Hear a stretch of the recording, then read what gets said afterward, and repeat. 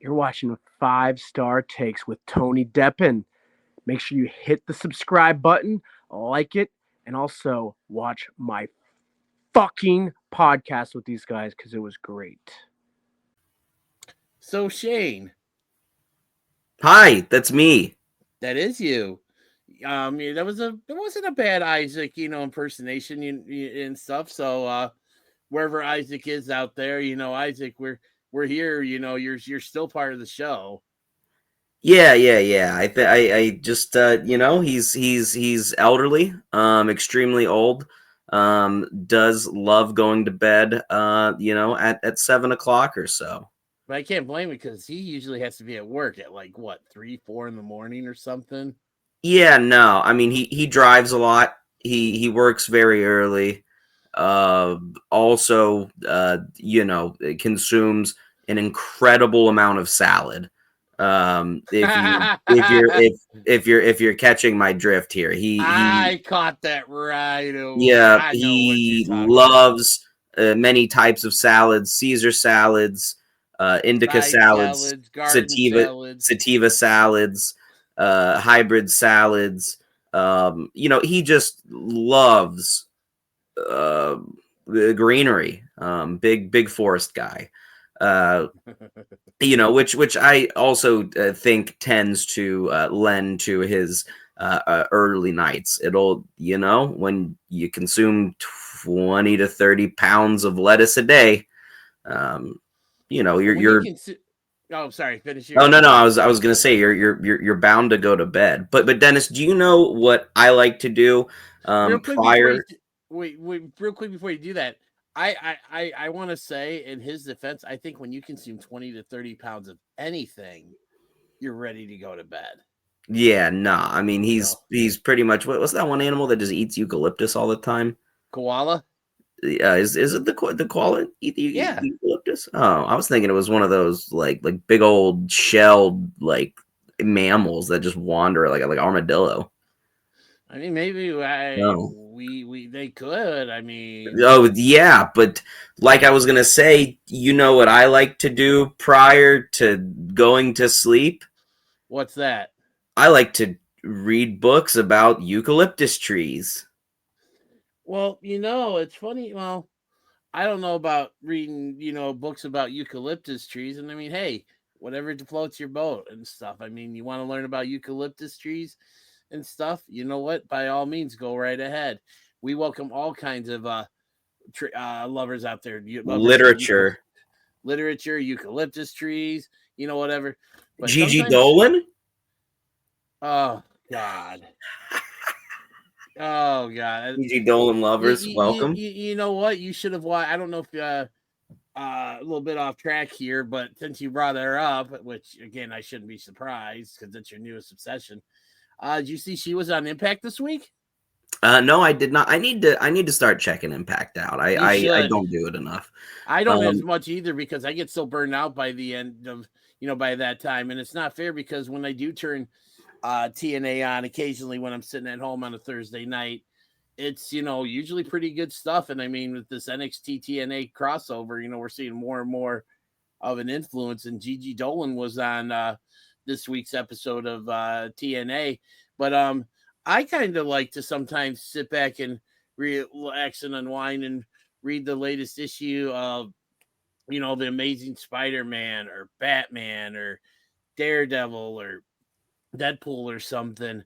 And for those of you out there who are comic book lovers and nerds like Shane and I and stuff, my friend Jimmy over at Superpowers Comics has a great special going on right now where if you listeners to this show here can save 25% off their first order online at superpowerscomics.com by using the code the number 5 star, just like it says right right over here in the five title in star. the upper left hand corner, the number Five 5 star. and then the word star.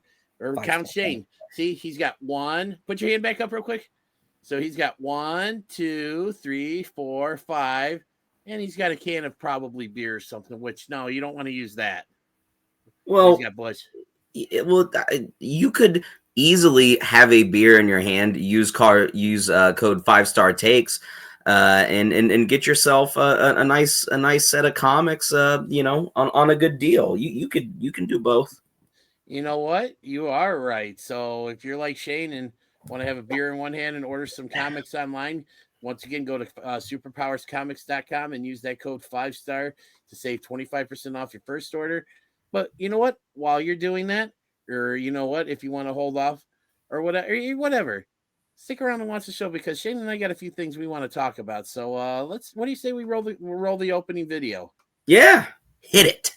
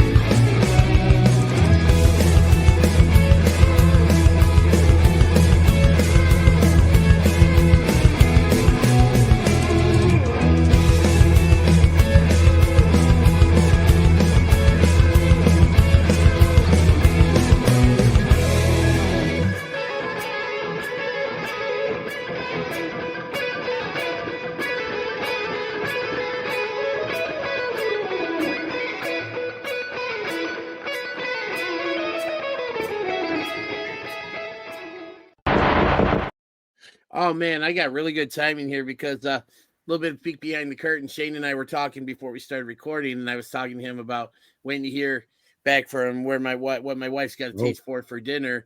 And the one place that we were leaning at, I don't know if you have any of these around you. Do you have a noodles and company around you, Shane? Yes.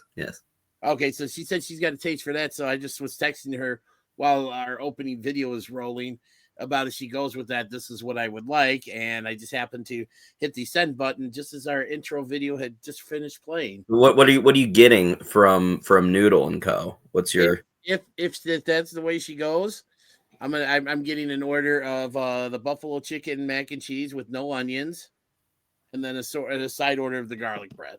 No, the classic order. Oh man, I love their buffalo chicken mac and cheese. I've only had their mac and cheese one time recently, and I got it like on Uber Eats, and I gotta be real with you, it was horrible. But all I ever hear is they have really good mac and cheese. So maybe they do, honestly. Maybe it was just a bad, could be experience.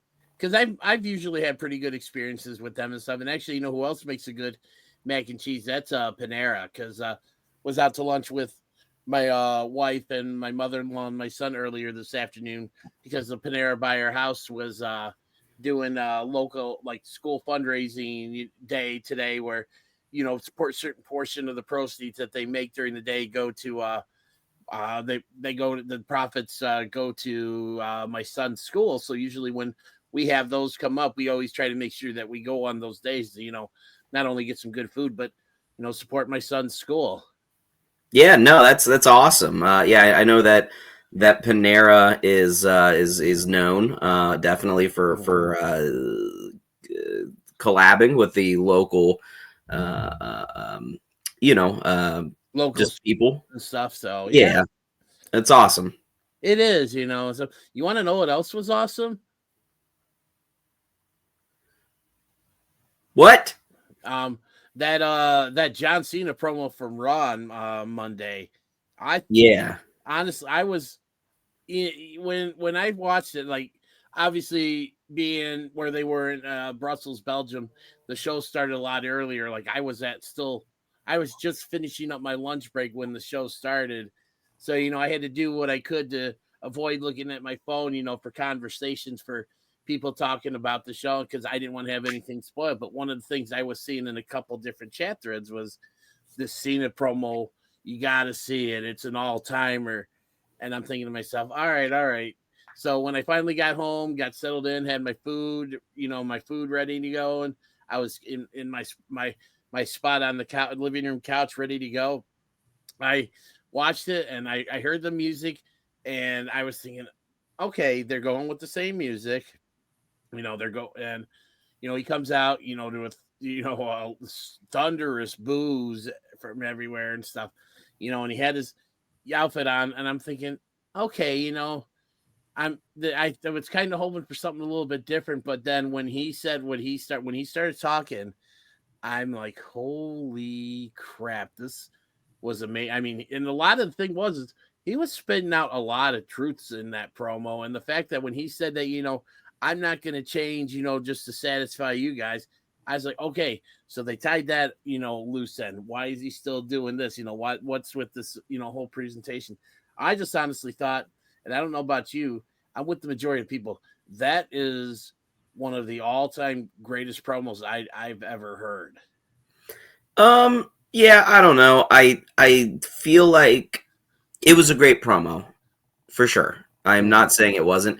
I feel like it was just so good, and it's been something that everybody's wanted for so long that like I think it was the perfect promo at the perfect time. You know what I mean? Right. So I think contextually, it's an all timer. I don't necessarily know like if the promo if Cena had turned heel before, you know what I mean? Would that promo be as good as what it is? I don't know if I guess it would have depending on the time and stuff. But the fact that they did it when they did, he's doing his retirement tour, his farewell tour. He's been, doing this for, well, he's been on the main roster for just a little under 25 years and stuff, but he's basically been involved for about 25 years. And he just talks about the way the fans treated him and stuff. And again, the thing that I think I liked most about his promo was that it was true. Like, Yeah, no, I saw a meme a couple days ago where it was like people are shocked that Cena turned heel, but remember this, and then it was just a picture of Cena's elbow when he had the lump on it, the tennis ball. oh, I think that was when he was wrestling with a torn tricep or something. Yeah, and then he came out on that the Raw, and then he had announced that he was going to be taking time off and for injury to get surgery, and people cheered. You know what I mean? Mm-hmm. And it's like, yeah, I mean, it makes total sense why at this point, against all odds, Cena's going to do everything that he can to break the record, and fans be damned. He gave everything he had to the fans for 20 years. Mm-hmm. And like, because I mean, you think about that. You think about when he wrestled RVD at One Night Stand, and literally, I mean, obviously that was a diehard. A lot of those fans were like the diehard. Yeah, I was gonna say. I mean, that's not the same. But then you had the Let's Go Cena sucks chance, and I mean, there's a lot of, like I said again, I definitely still really like that they went this way with this match, because I think it makes it, I think, less predictable, like what's going to happen, because everybody figured, okay, Cena versus Cody, babyface versus babyface, there's going to be a passing of the torch moment. Now with this, nobody really knows what's going to happen. I mean, I have my theory on what's going to happen, but I'm going to save that for in a couple weeks when we give our picks for WrestleMania, which will probably be our last show that we do before WrestleMania weekend, and just a few in about 4 weeks or whatever. But I mean, the one thing also I liked about he never mentioned Cody in the promo, and he never mentioned The Rock. Yeah, no, it was just him bitching at the fans. And again, he had a lot of truth to what he said. He in that. So, and and a lot of times the best promos are the ones that feel like the most real. And I think that was another reason why I really liked this promo, because it felt so real in that. So, but I mean, I absolutely loved it. Like I said, to me, it's up there. Like it's in the top 10 of best promos I've ever heard. Wow. That's high praise coming from somebody who's seen a lot of promos.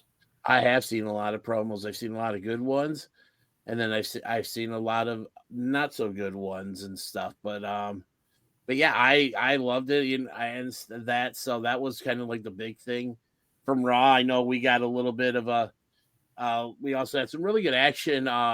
Looks like we're getting some stuff leading towards might possibly be seeing Pentagon and Braun Breaker at WrestleMania for the Intercontinental Championship, which would be pretty interesting. My nephew, who's just recently gotten back into wrestling, he's absolutely fallen in love with Penta and stuff. And I mean, I like him too. I think I'm more excited about the pending debut of his brother Phoenix, because I think I've always been more of a Phoenix guy that when it comes to the Lucha Brothers. But I mean, both entertaining as hell, and it's just so great to see Penta being featured so prominently, and being presented like a legitimate star.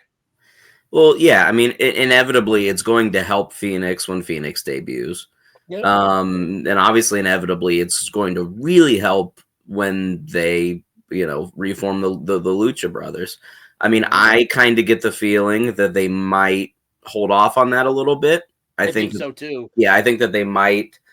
I could even see them having Rey Phoenix go to SmackDown. You know what I mean? And well, they've had to, and we're going to talk about SmackDown in a little bit, but the last couple of weeks they've featured a couple of vignettes, and the one that aired on SmackDown, this week's episode of SmackDown, pretty much confirmed that he's coming, and it looks like they're going to keep him separate, which I actually really like as well too. Yeah, no, I mean, I feel like you need to do the Lucha Bros in WWE, but I think establishing them both as credible single stars first and getting people used to their styles, is going to go a long way to, propelling them to. I mean, we can only assume that at some point the Lucha Brothers are going to win Tag Gold, right? I absolutely agree. Yeah, I mean, like it unless they just don't have them team, which would be silly as well. I mean, they almost have to win the titles at some point. Right. But like you said, there's no like sense of urgency because like you said, Penta's doing great right now, and I mean, I fully expect Phoenix to kill it when he finally debuts on the main roster as well. And I just think that they're doing such a a great job. Like I said, and there was all this talk for all these years with especially with Rey Mysterio. I mean, who knows how much longer he's gonna go? I mean, he still looks like he can go for a while, but I mean, eventually, the thing has always been who's going to be the next Rey Mysterio for them in the WWE. And for years they tried with, Sin Cara, which, obviously we all know how well that went. They've tried. I thought that maybe they might have a shot with Santos Escobar. And that's, while he's doing his own thing with, Los Garza on SmackDown, I don't think that's really quite panned out. And Dragon Lee was kind of someone that I thought maybe might fit the bill, but he's obviously doing the LWO stuff and holding his own and stuff. But I just feel like maybe it's gonna Penta and Phoenix will be kind of fill that void. Once Rey finally decides to say I'm done, and I think that that's going to be a great asset for the WWE to really have two guys that can kind of fill in for Mysterio once he finally hangs it up for good. Yeah, well, I mean, I think it's honestly, and I don't say this in a mean way, but I think it's really disingenuous to compare anybody to Rey Mysterio. You know what I mean? I get it. But no, I mean, I agree with what you're saying. I believe that Rey Phoenix and Pentagon are not Rey Phoenix yet, but Pentagon and soon to be Rey Phoenix will be the two current best, at this point in time, luchadors on the roster. And yeah, I mean they'll be able to fill that big star void. In a way that, again, I think Dragon Lee is a great wrestler. I think that he's not very charismatic. You know what I mean? And right. Santos Escobar is a good wrestler. You know what I mean? A good player to have, but for whatever reason, I just, I think that at this point, he's kind of capped. I get it. I get what you're saying. I definitely agree with you there. You know, I definitely think Santos is much more of like intimate audience guy. You know what I mean? I could see Santos Escobar doing really, really well in like you know, some of the bigger indies. You know what I mean? Right. Um, I agree. yeah, but I mean, they're both incredible. And again, I'm not trying to take away or say anything negative about Santos or Dragon. I think they're both, you know, very, very good talents that, They're just kind of missing something. yeah, I mean, and who knows? I mean, it could totally be they're just not being, you know, utilized in a way that would be advantageous to them. So, Right, you know, right. I mean, maybe the cap for Santos is what's being placed on him. Right. So speaking of future stars, obviously we got to talk about NXT. You know, with another great episode, and I mean, we're getting some clarity as to what seems to be going on the road to Stand and Deliver. Looks like, you know, as a result of the main event of a very good NXT Underground match with Trick Williams knocking out Eddie Thorpe.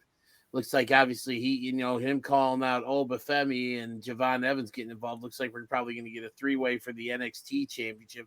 We've got this new group that's like basically seems to be a retribution ripoff. I can't think of what they have a name. The name escapes me.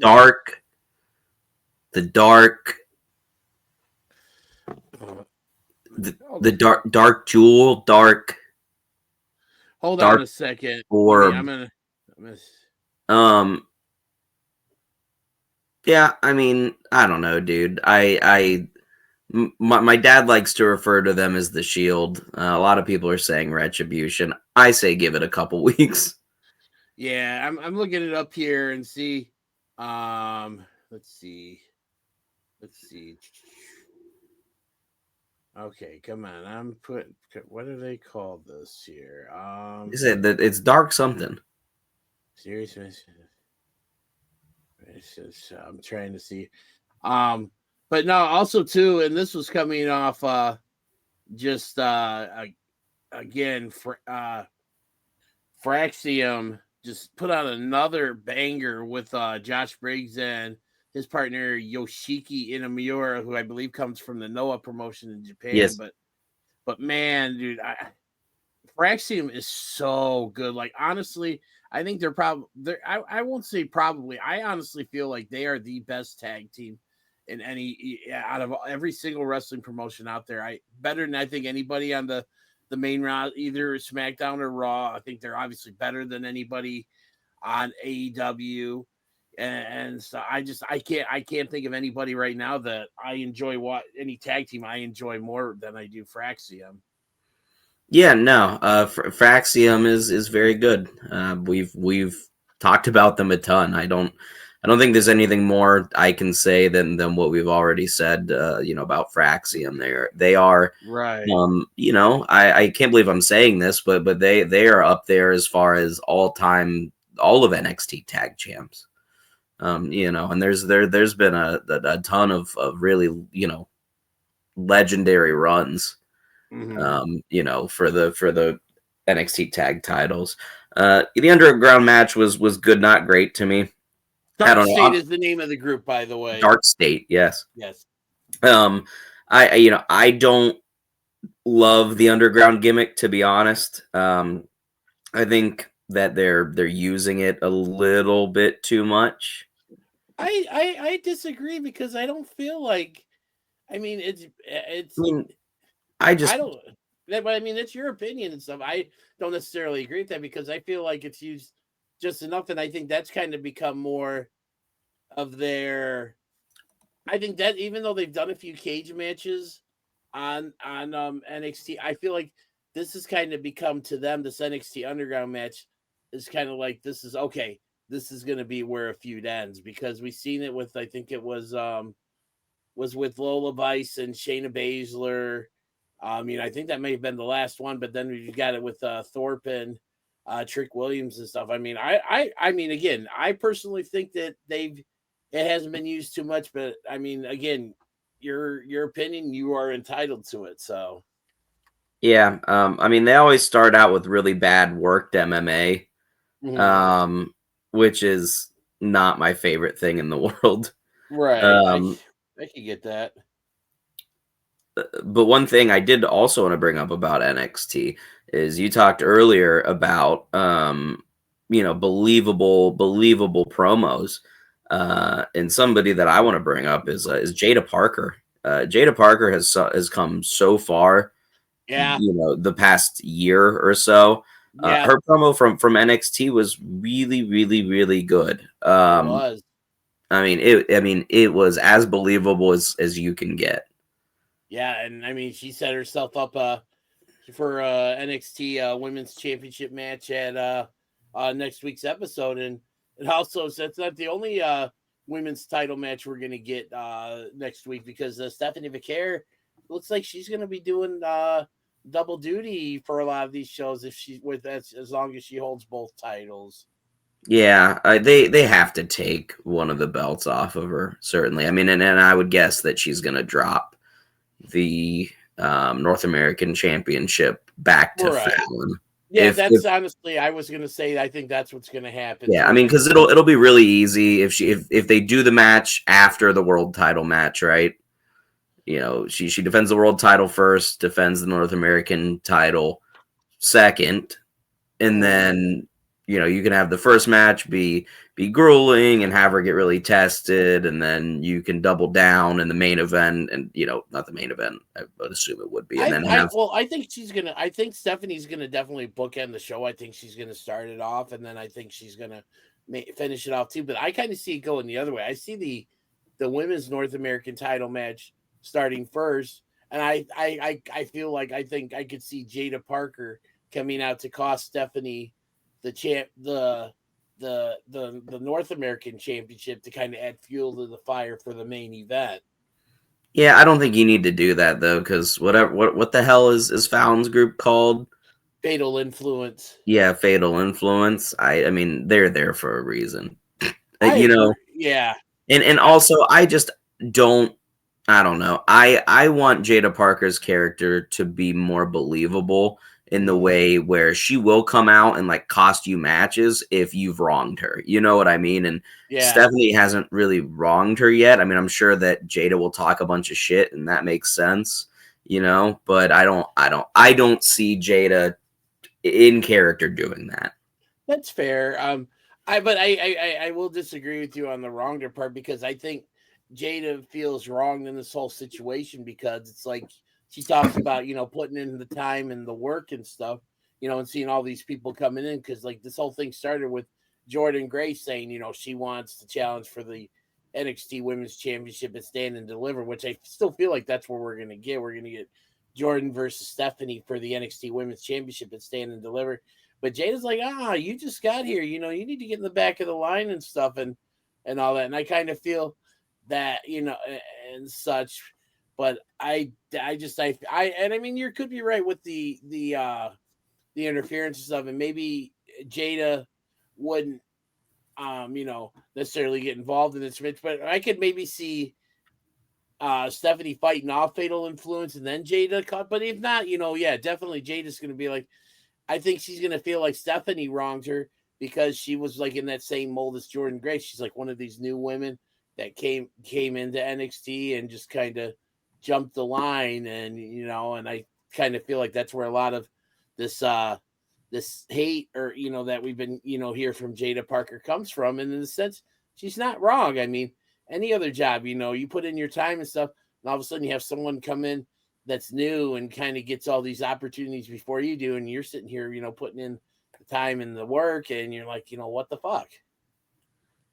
Yeah, no, for sure. I mean, Jada being frustrated is believable, especially because she's been, mostly winning matches, generally winning feuds. She won that feud with Lola Vice, who is a pretty, big name still on the, women's roster. I mean, then she just, had won the feud with Kalani Jordan, took her out, and, it seems like, I don't know what happened to her boys in OTM and stuff, but it's just nice to see that she's kind of been able to break out on her own. And yeah, like you mentioned before, someone who's rising through the ranks of NXT and putting in I mean, she's honestly probably the one that's really, I think, when you go within, the span of, let's say, this time a year ago, she's probably the one out of all the women that have been there that whole year has really grown the most and kind of taken that, the biggest step towards getting to that next level. And I wouldn't be surprised if, like, later on, by the end of the year, before she gets called up to the main roster, that she would be wearing some kind of a singles championship in NXT. Yeah, I think the path to the world's championship is tough for her, just with the names. You know what I mean? Julia is going to be coming back from whatever injury she has. Right. Jordan Grace obviously is very much there and present, and something tells me that between those two and obviously Vicaire, the champ, the belt's going to be spoken for the next 12 or so months. Right. Unless they just decide that they're all ready and then do like a 4 horsewomen call up, which could happen. But yeah, the North American Championship though is I think at this point definitely well within Jada Parker's grasp, and I think it would be deserved and ultimately makes sense as a viewer. So. And someone else that I want to give a shout out to on the NXT Women's roster too, I think has really grown a lot in the last few months and made a good showing for herself on NXT against a main roster superstar, and that's Sol Ruca. I think she is one of the most innovative women's wrestlers that's come along in the last few years. I mean, her finishing move, the Soul Snatcher, is probably one of, if not the coolest finishers in NXT and actually all of WWE. And she had a really good showing for herself. And again, I know she's had some knee troubles in the past stuff. She can stay healthy. I see a very bright future for Sol. Yeah, no, I mean, she's got a very good look as well, and I'm not being a weirdo here. She's just got that, blonde hair, California, very very much California beach girl. Yeah, no, I mean just somebody that I feel like would be very easy to root for as a baby face on the main roster. I'm sure all of the kids would love her. She's fun with the whole surfer thing. The finisher's great. So. And don't worry, you didn't come off giving them creepy vibes. The only time I ever get any creepy vibes from you is when you start talking about Gigi Dolan. And I just... All right, you know what? Speaking of things that were kind of creepy or kind of gnarly, that spot from Dynamite with with Spike and John Moxley being suplexed onto that. I remember in our show chat you had mentioned something about it without kind of alluding to it, and I think right after I saw it, I sent a message to confirm that that's what you're referring to, and you said yeah, and I was like, yeah, that was pretty gnarly. Yeah, it was nasty. And the thing is that it really shocked me because I will not refer to that guy as freaking Cope, Edge, or Adam. We'll just call him Adam. Swings Batty or whatever the hell that thing is called. What's it called? Spike. So he swings Spike at Mox, hits him in the stomach, hits him in the back, and there's no blood at all. And I'm like, oh God, here we go. It's another fake barbed wire chair. Right. After a pretty fun match, the match started in the the loading dock, and they spent a ton of time brawling through the crowd. Yep. It was a pretty unique street fight in that way, especially relative to most street fights on major television. Yep. But yeah, he hits him twice, and there's no blood at all. And I was like, oh God. I'm like, it's John Moxley here. You know what I mean? Like, there's no reason it needs to be gimmicked that much. He will blade when he gets kicked in the shin. Yeah.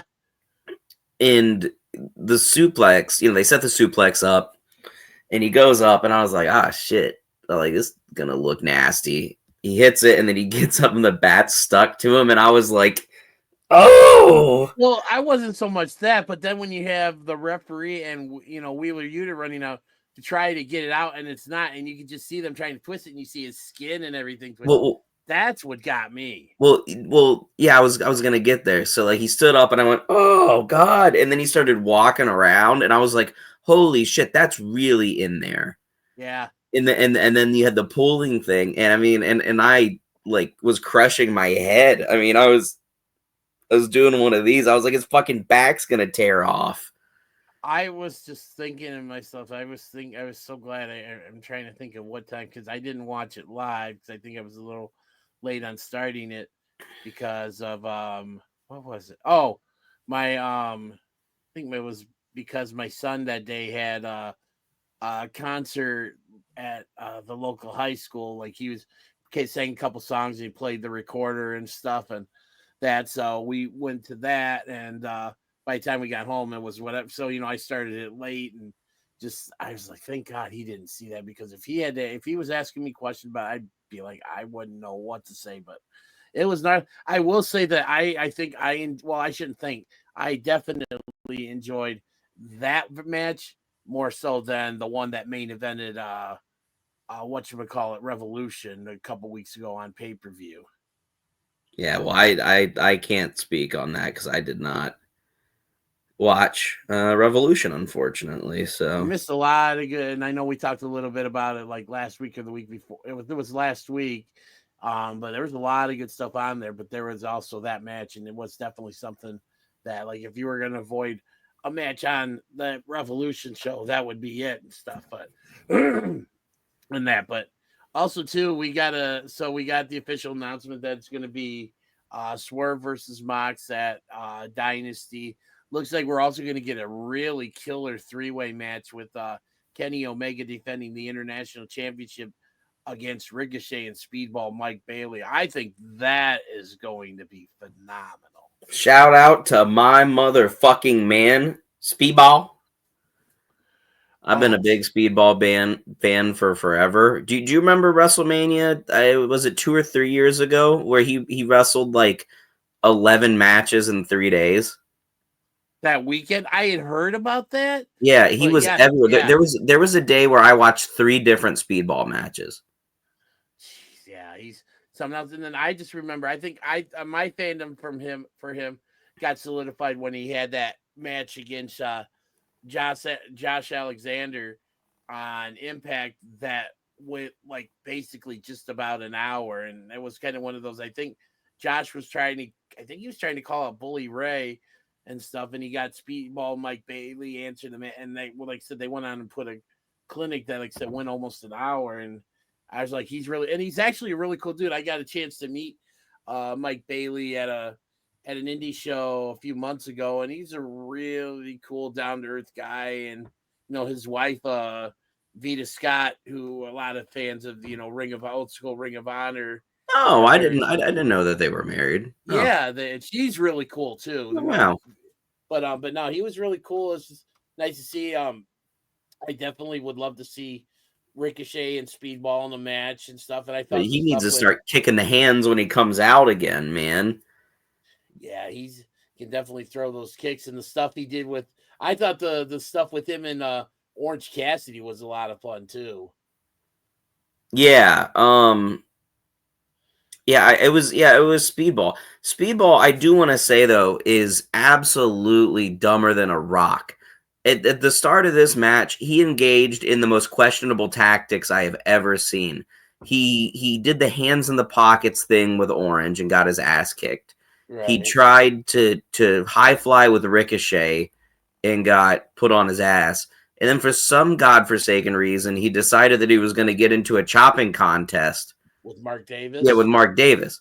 I mean, it was some of the most questionable tactics I have ever seen in my life, to be honest. Then when he started doing his own stuff, that's when it started taking off for him. Yeah, no, we brought this up a little. Well, I mean, at least I brought this up a little bit earlier, talking about Sol Ruca. I think that Mike Bailey is very much in the same category. He's a young, plucky, happy-go-lucky looking young man. You know what I mean? And I feel like he's a very easy person to root for.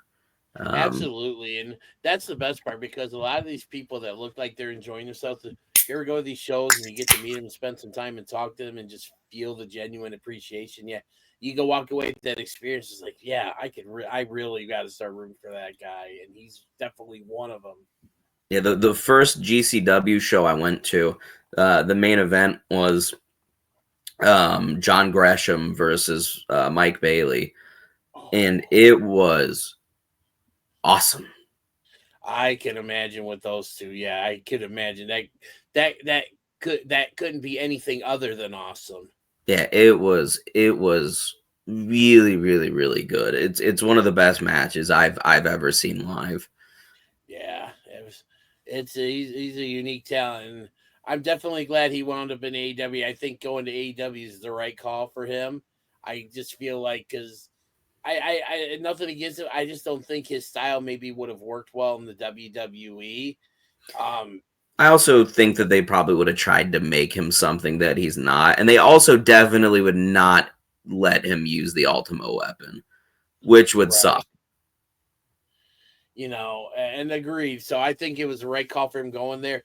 I think I could definitely see this three-way potentially being a show stealer and even possibly a match of the year candidate. Yeah, I mean any high profile Kenny Omega match has both of those chances. Yeah, I As mean, much as our friend Isaac would like to say it's not the case, and I don't think Isaac remembers a single Kenny Omega match he's ever watched. But Kenny Omega is one of the best wrestlers in the world. and I mean, he's had a couple. I mean, his match with Takeshita at Revolution was really good. Another match, Kenny Omega match that I think will be in the conversation for match of the year was his match he had against Gabe Kidd at Wrestle Dynasty back on January 5th. But yeah, I felt like one of the criticisms I had about Kenny Omega and AEW is I felt like when he was there, and this is probably during the height of his run with the Bucks and being the heel with Don Callis, is that I felt like we weren't seeing the Kenny Omega that a lot of us fell in love with, and that was from the New Japan. But I mean, this year really, since he's been back from his is dealing with his health issues with diverticulitis, I feel like we're seeing a lot more of that Kenny Omega that really made and I can only speak for myself that I feel like we've seen a lot more of that Kenny Omega that like I seen back when I first started watching New Japan and starting to fall in love with this guy. And it's just so great to see because he's a very special talent, and when he wants to, he can, he really can be the best bout machine. Yeah, no, I mean all you have to do is go watch that like 3 or 4 year run in New Japan from like 18 to like 17 to like 19 or so. Mm-hmm. I mean, you had all of the Okada matches, which were Right. insane. I mean, you had the Jericho match, which was extremely good. You had the various Osprey matches. You had he had a absolutely phenomenal couple matches with not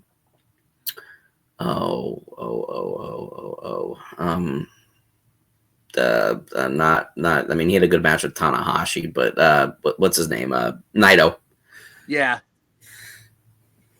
I feel like we're starting to see more of that Kenny Omega, and stuff. And I definitely am very excited. I think right now, I mean, obviously we're still a little ways away from a couple weeks away from Dynasty because I believe it's not this upcoming weekend, but I think it's the following weekend. It's like 2 weeks before WrestleMania. But I mean, right now I just can't think of anything that I've heard announced for Dynasty that's got me more excited about potentially watching the show than this 3-way. But I mean, do you, We go ahead. I just wanted to bring up from Dynamite real quick. Sure. Tony Storm's insane commentary and promo that she went on. I mean, the one of my I would say one of my commentary, two of my commentary lines of the year happened this week. One was Booker T on NXT, where he was talking about Ashante the Adonis. Yeah. And he said, "Man, that's the man. That's Ashante the Adonis, man." And then he just paused for a couple seconds and went, "Pheromones." Unbelievable. It was so fucking funny. I was cackling. And then you had Tony Storm on Wednesday night talking about Chris Statlander and Megan Bain's thighs popping melons. And then you had Tony trying to engage with her. And then you had Taz going, "Tony, I wouldn't engage with that." Taz was the voice of reason. When does that happen? Never. I mean, it was unbelievable. And then she, gets on the mic afterward and starts talking about thighs again and strap-ons and my goodness. He's one of, like you said, I know I've been very critical of AEW, and I feel rightfully so. But I mean, I always say there are a few bright spots to AEW, and definitely Timeless Tony Storm is one of them. Yeah. I mean, I think the character is a little bit ridiculous, to be honest. I don't love Timeless Tony Storm as much as everybody else, certainly. I feel like she's the in terms of like just like actual character versus just the wrestling. I feel like she's the best character that AEW's done. And this is, I guess this will be my 5-star hot take of the week, that Tony Storm is the best character that AEW has developed in its history so far. I'm not talking wrestler, anything. I'm just talking pure character. It's just the character is so unbelievable to me because it's so fake. You know what I mean? I think that's why it works. Well, I mean, to me, it takes me out of it a little bit. Like, to me, I would say I think the two best characters that AEW has produced right now, I would say, are Swerve and Hangman. Like, and I think they're forever connected at the hip, and I think it makes sense. I think that both characters are so flawed and so nuanced, and they're both so good at referencing their past. Okay, I give you that. That I don't know. I can see why everybody likes Timeless Tony Storm a bunch, and it's not like I hate it, but I just watch it and I watch it and I roll my eyes a bunch and I snicker sometimes. Like, I want my comedy wrestling comedy. Okay. Well, something that's not funny and something that I'm very passionate about, and a place that I'm very passionate about, is Waukesha Sports Cards. So before we get into talking about some WrestleMania developments on SmackDown, we're gonna take a quick little break, and we're gonna we're just gonna take a quick little break. We will be right back. Waukesha. Hey, DDJ from 5-Star Takes, and when I come up to Milwaukee to see the Brewers play, there's one place that I always make it a point to stop at. Waukesha Sports Cards. Come on, let's go inside and check out what they got. Thank you. Thank you.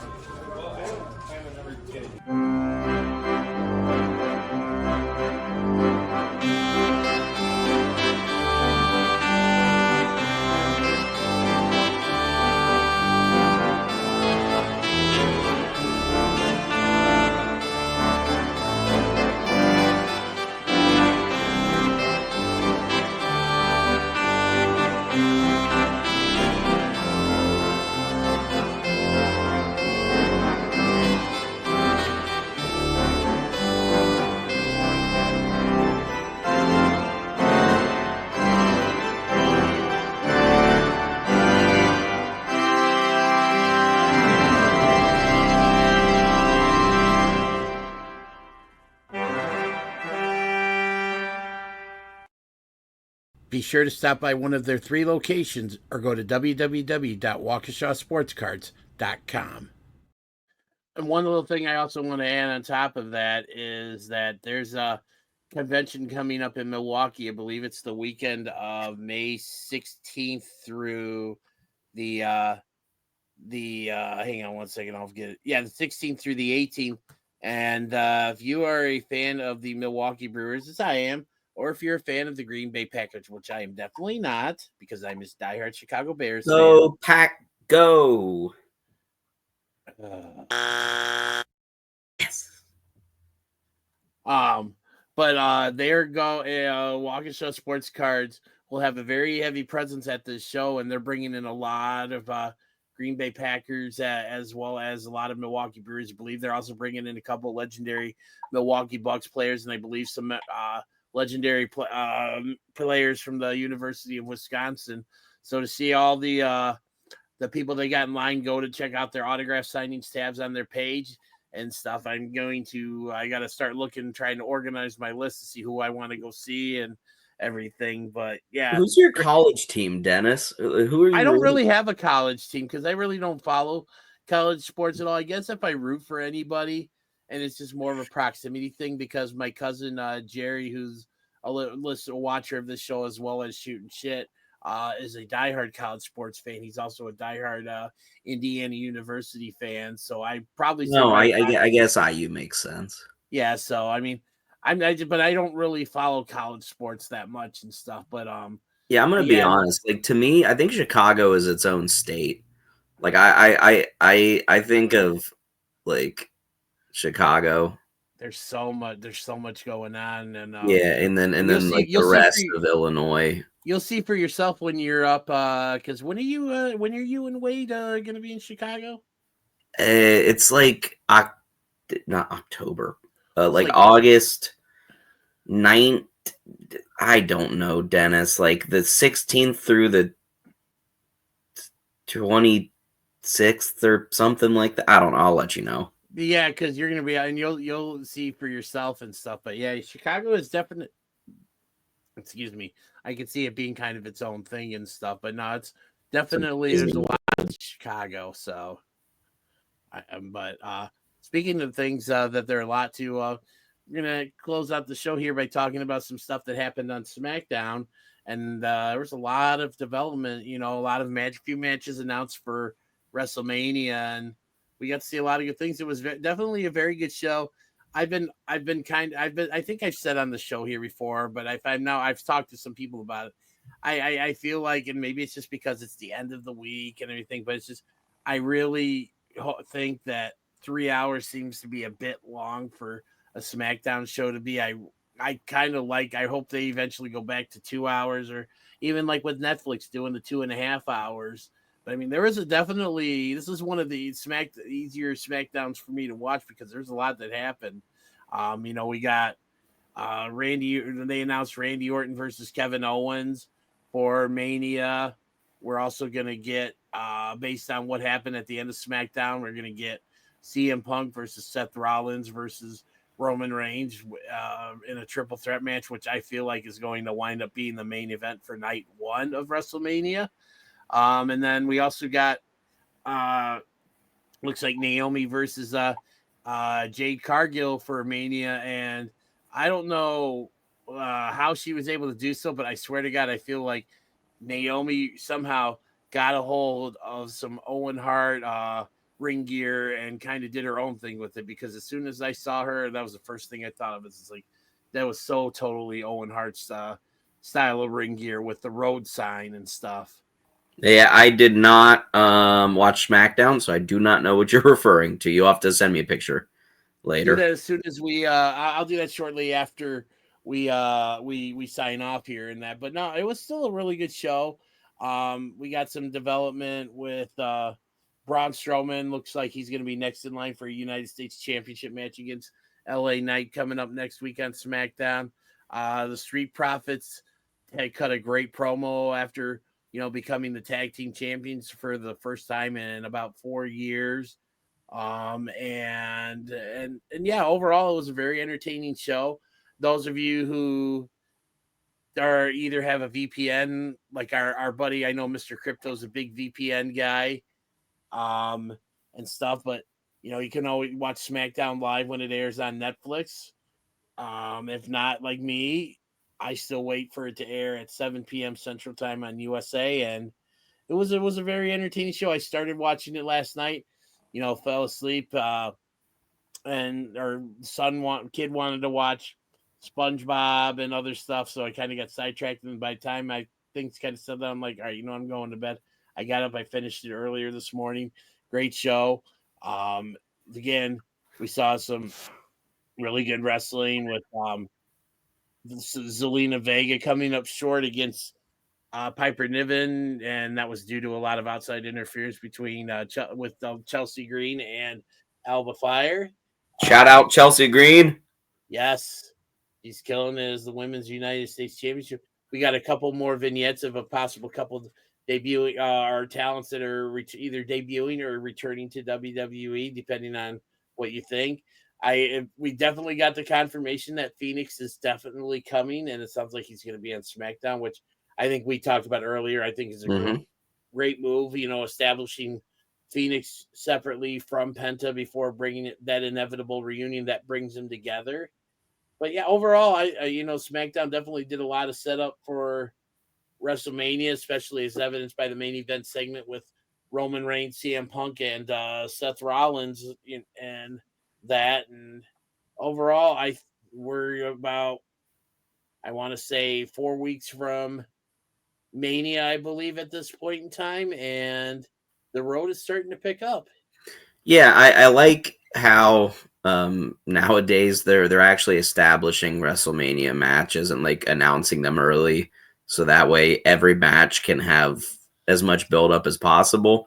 Because do you remember like 10 years ago they were announcing matches like the Friday before WrestleMania? Yeah, or sometimes that day of or something. Yeah, and it's like, what are we fucking doing? And I always think about like in kind of going back when I first started watching wrestling, when they would have like on Superstars or whatever Wrestling Challenge, where they would have like Mean Gene Okerlund or Sean Mooney or whatever in the video room, and like with the WrestleMania report, they would play the music and it'd be like, just signed for WrestleMania. Like they really made every match feel like such a big deal. Like I remember watching this, like, oh my God, we're gonna see, so and so wrestle so and so at Mania, and that was like the thing. You'd go to school the next day. It's like, did you hear that? What they announced and stuff. And I love the fact that it seems like we're going back towards that.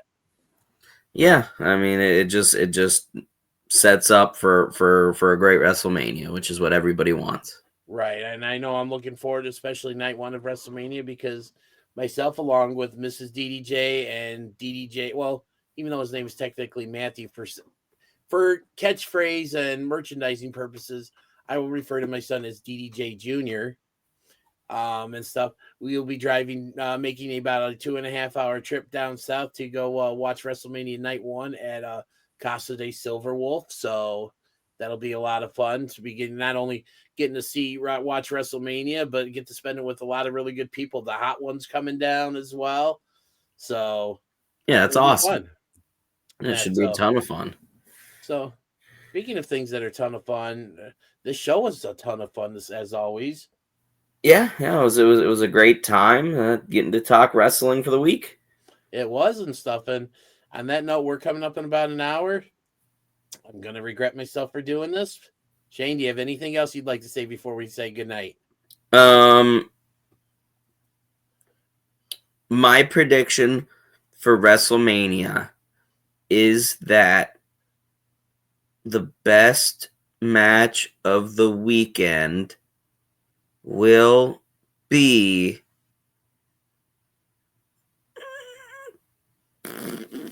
Braun Breaker versus Penta.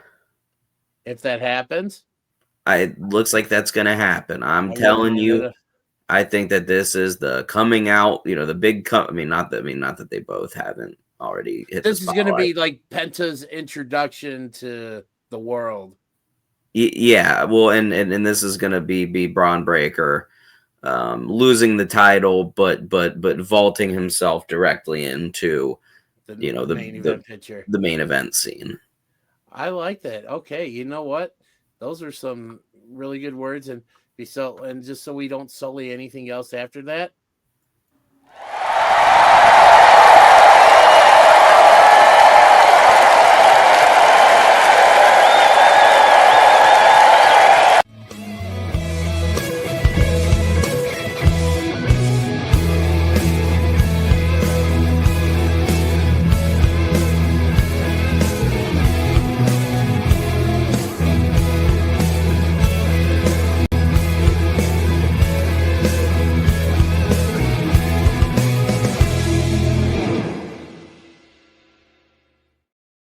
Good job, Shane. I like that take there. That was good. Yeah, I behaved myself. Hold on. That was so good. You're getting a Woohoo! Let's go. Legends of the Ring Sting, man. This is a great figure, old school figure. Looks great. It's Sting! Old school Sting from WCW. Guys, you know us, 3/4 of the Shooting Shit team, and we're here with a listener just like you guys. This is Jimmy from Super Powers Comics. My friend of almost 20 years. He's known him since you were 12. If you know people in Chicago, you probably know Dennis because he knows half the town, of course. But shooters, if you need action figures, comics, wrestling memorabilia, we just showed you Sting. Superpowers Comics will put up their QR code so you can get a good look at everything they have coming. Give it a shot, shooters. Get your superpowers on and get your comics from our friend Jimmy, who listens just like you. save 25% on your first order when you use the code 5-STAR. Attention wrestling fans and fans of Shootin' Shit podcasts. You can now be one of the cool kids by going to ProWrestlingTees.com and buy the official Shootin' Shit t-shirt. Buy it now and be there at ringside. This episode and all episodes of 5-Star Takes are now available on YouTube at www.youtube.com/@5-Star Takes. Be sure to like and subscribe. Get all of your 5-Star Takes news and updates by going to our Facebook page at www.facebook.com/SHOOTINSHT. And as always, thanks for watching.